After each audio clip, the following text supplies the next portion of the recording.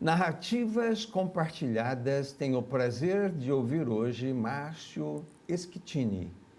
O Márcio Schettini é ex-aluno do curso de Letras da Uniso, foi membro integrante do grupo de teatro universitário Catarsis, professor de língua portuguesa em muitas escolas, né? Neuroeducador, coach e master em PNL.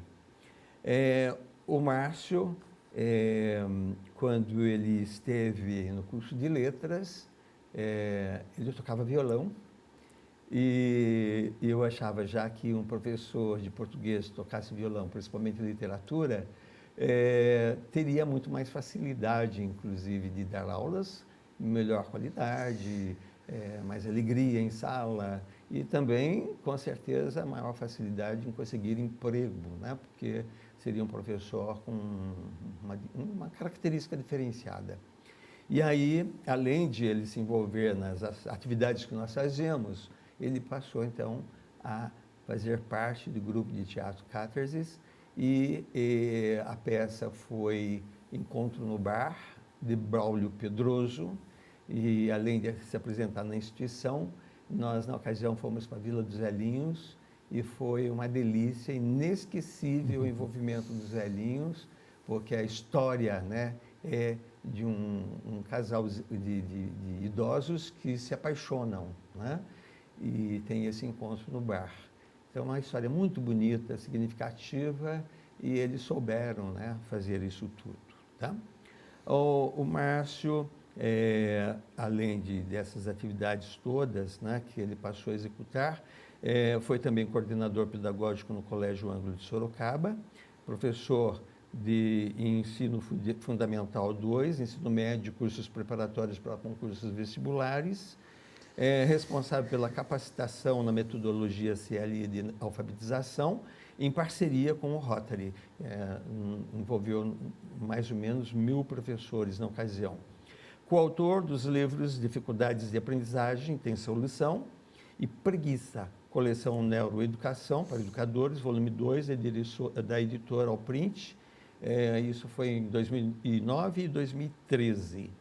Tem uma atuação clínica como neuroeducador desde 2009, então 11 anos já praticamente, com dificuldades de aprendizagem. E é programador PNL há 10 anos. Coach e master em PNL no Instituto Recomece. Esse Instituto Recomece foi criado e é gerenciado por ele e pela esposa, Silvia Márcia Reze Schettini, que também era aluna na época lá do curso de letras. Né?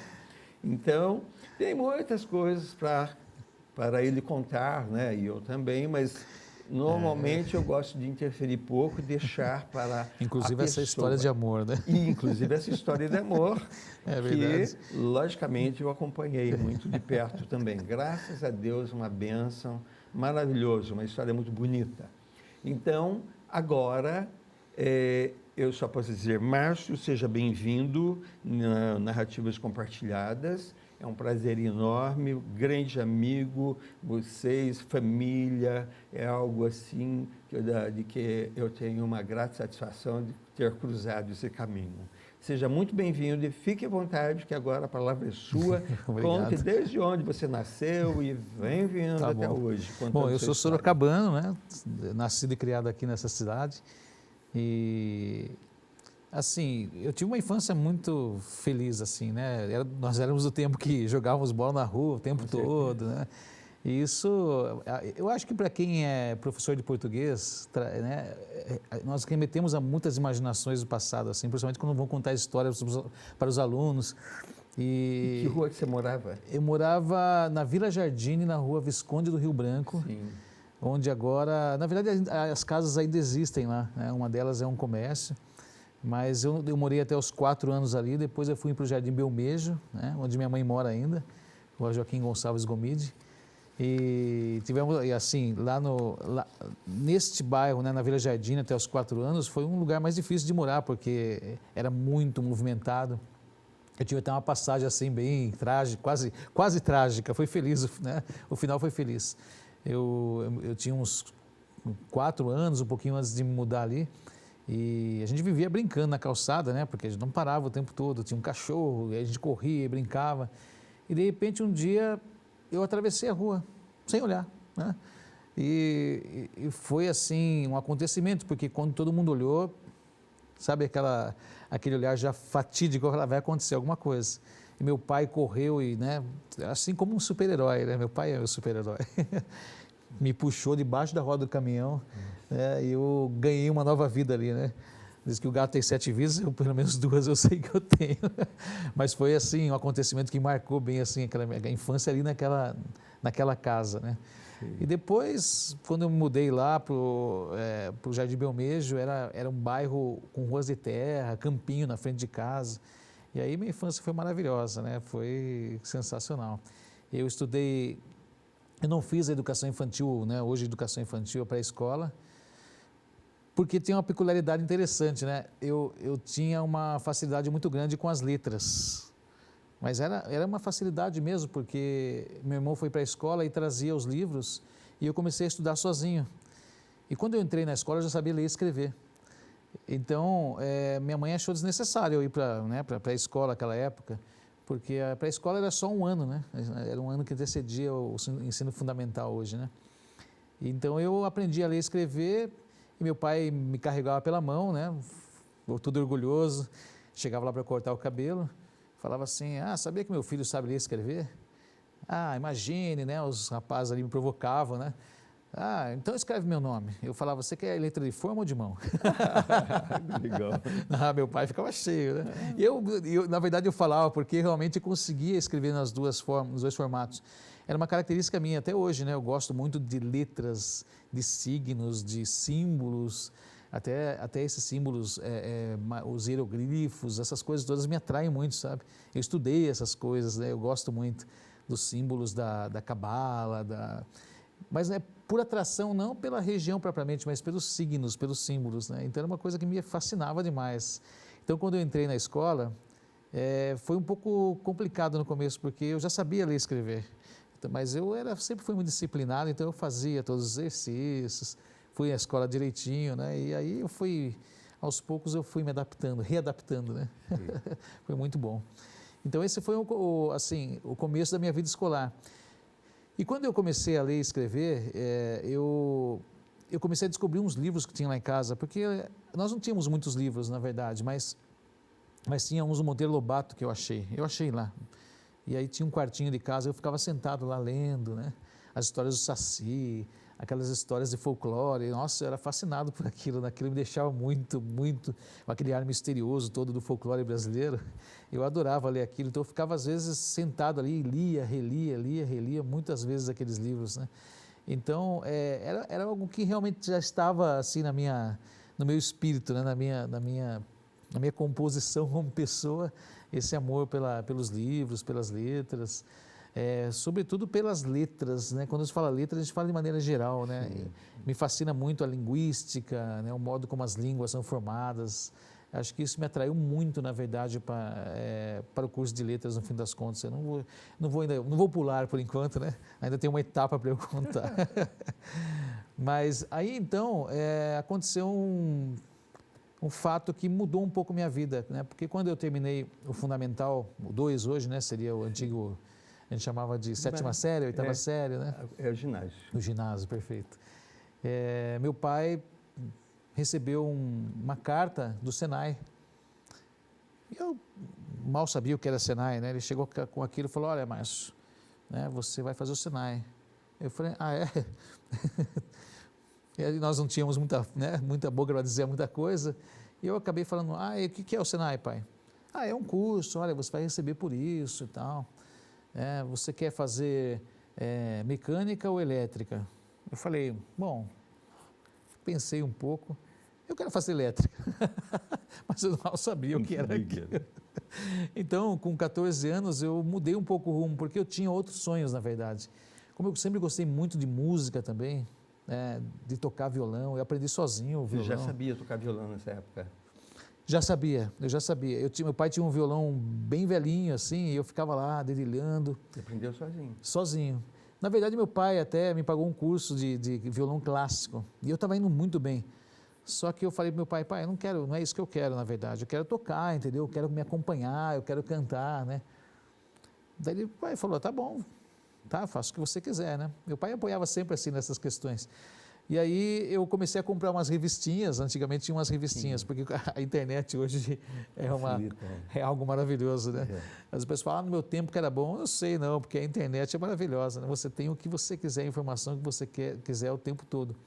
E aquelas revistinhas eu comecei chamada Você Canta o Sucesso. Sim, eu lembro. Que eram boas e ao mesmo tempo ruins, porque você comprava uma revista por causa de uma música, às vezes o restante eram aquelas músicas que você não gostava. E eu ficava lá, né? As coisas que eu sempre gostei, eu sempre fui muito disciplinado, assim, eu chegava a ser chato até, né? Porque eu ficava sentado num lugar, como ler, né? Ler e escrever, que eu aprendi sozinho. Eu era muito chato, eu ficava lá o tempo todo, e ficava até conseguir. E com o violão foi a mesma coisa. Eu peguei aquelas revistinhas, comecei, acho assim, no prazo de mais ou menos acho que uns 6 meses eu já estava tocando as músicas, já estava cantando junto. E aí nessa trajetória de música, na verdade com a música, meu grande sonho era ser músico. E eu coloquei isso na minha cabeça, né? Eu sempre fui, eu colocava algo na minha cabeça assim, eu falava, não, né? É isso que eu quero. Mas aí chegou essa surpresa do Senai. Eu fiquei um pouco frustrado, né? Confesso para você, mas eu acabei indo, né? Eu achei que foi ótimo, na verdade, lógico, depois que passa, né? Tudo fica ótimo, porque são experiências que nós vivemos. Então eu acabei me formando como eletricista de manutenção. E aí, por conta disso, eu acabei fazendo um ensino médio técnico também, né? Até você me contou que também fez o ensino médio. Fez. É muito interessante de saber, né? Porque eu acho que aquilo que está dentro da nossa alma mesmo, ela está lá. Uma hora ela vai despertar, né? Sim. E eu fiz o técnico em eletrônica, estudei no liceu, né? No ensino médio. Foi onde estudei. Você também estudou no liceu, olha que coisa, né? Então fiz o Senai e, paralelo a isso, fiz um curso técnico. E quando eu cheguei no 4º ano, porque lá eram 4 anos de técnico em eletrônica, no 4º ano tinha um professor de matemática que ele era uma pessoa que eu tinha dificuldade de lidar assim. Não só eu, na verdade, se fosse eu, a gente dava um jeito. Né? Mas aí ele me deixou por meio ponto no 4º ano, né, de matemática. Para eu conseguir pegar o diploma, eu tinha que fazer mais um ano, uma DP de um ano. Conversei com o professor, ele ficou irredutível. Aí eu pensei, quer saber? A minha alma falou mais alto. Vou fazer letras. Vou fazer faculdade. Primeiro eu pensei, vou fazer faculdade. E aí me veio na cabeça o que fazer. Eu gostava muito de esportes também. Eu era meio eclético, assim, né? Gostava de bastante coisa.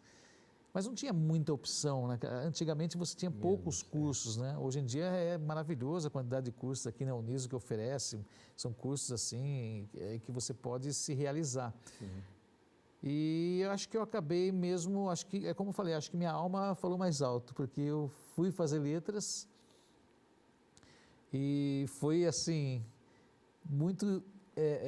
foi uma surpresa interessante, porque quando eu cheguei à faculdade, eu também não tinha a mínima ideia do que me esperava, né?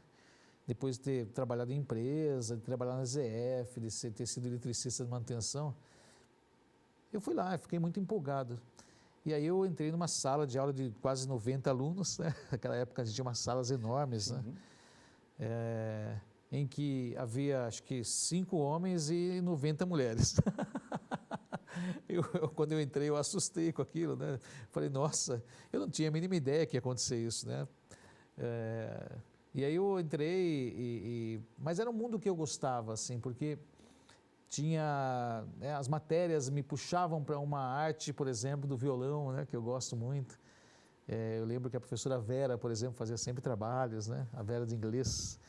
E né, você fazia trabalhos, por exemplo, pedia que nós trabalhássemos algum poema, alguma canção. E aí o violão sempre, quando o violão era despertado, assim, a música despertada em mim, assim, eu sabia que eu estava no lugar certo, era ali que eu queria estar. A sala era de 70 alunos. 70? 70. Nossa, olha, dá a impressão que tinha uns 100. Porque era um mundaréu de gente, era 70 alunos. Nossa, eu sei, viu?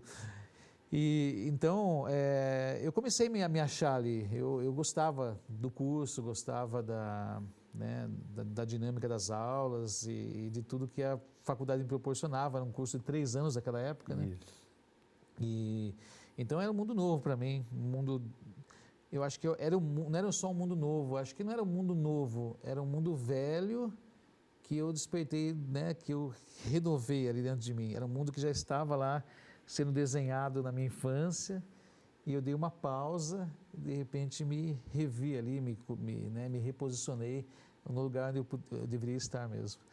Então foi uma trajetória bem legal, assim, bem gostosa. Faculdade, né? Vamos falar um pouquinho da faculdade? Então vamos dar uma pequena pausa. Vamos lá. E aí, logo em seguida, você vai falar sobre o curso de letras. Tá bem? Ok. Então, daqui a pouquinho, o Márcio continua agora contando dele dentro do curso de letras. Até já.